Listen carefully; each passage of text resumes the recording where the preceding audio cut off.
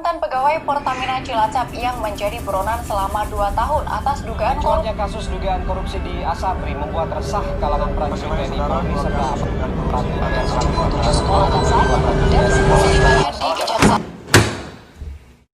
Iya, sungguh opening yang sangat tidak santai. Oke, langsung saja kita mulai. Korupsi di Indonesia berkembang secara sistemik. Bagi banyak orang, korupsi bukan lagi merupakan suatu pelanggaran hukum, melainkan kesadaran suatu kebiasaan. Dalam seluruh penelitian, perbandingan korupsi antar negara, Indonesia selalu menempati posisi paling rendah.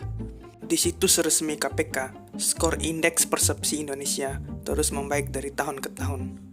Tahun ini skor CPI Indonesia naik 2 poin dari tahun sebelumnya menjadi 40 dan berada di posisi 85 dari 180 negara.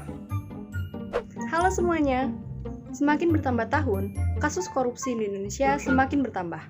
Hampir setiap minggu, di TV, di blog, di koran, semuanya membahas tentang korupsi. Ya, Indonesia sekarang ini sedang dalam tahap darurat korupsi. Hal ini dikarenakan karena kurangnya pemahaman tentang tindakan anti korupsi di usia dini. Untuk itu, pada video kali ini, saya dan teman-teman saya ingin sedikit membahas tentang korupsi. Korupsi di Indonesia masih saja sering terjadi dan masih jauh dari negara maju lainnya. Maka dari itu, kita sebagai masyarakat Indonesia yang menjunjung tinggi nilai demokrasi perlu lebih idealis mencegah korupsi dengan melibatkan semua dari kita, termasuk diantaranya yaitu mahasiswa. Nah, apa peran mahasiswa dalam upaya memberantas korupsi? Peran mahasiswa dalam pemberantasan korupsi di lingkungan kampus agar dapat berperan secara optimal adalah pembenahan diri dan kampusnya. Dengan kata lain, mahasiswa harus mendemokrasikan diri dan kampusnya agar bebas dan bersih dari korupsi. Mahasiswa memiliki potensi yang lebih dalam memberantas korupsi. Di antara potensi itu adalah intelektualitas. Mahasiswa memiliki bobot intelektualitas daripada yang non-mahasiswa. Sebagai orang yang berpendidikan, mahasiswa memiliki pengetahuan hukum yang lebih daripada masyarakat lainnya.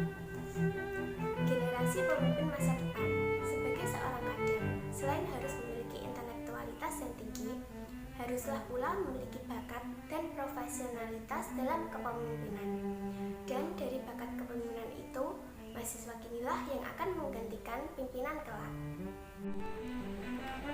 Moralitas. Kasus korupsi di Indonesia semakin memburuk adalah dikarenakan moralitas pejabat dan masyarakat yang kian memburuk.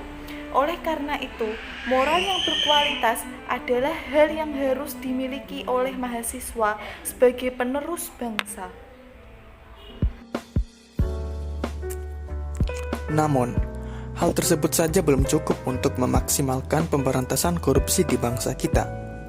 Lalu, bagaimana cara kita memaksimalkan pemberantasan korupsi di bangsa kita? Yaitu dengan berantas.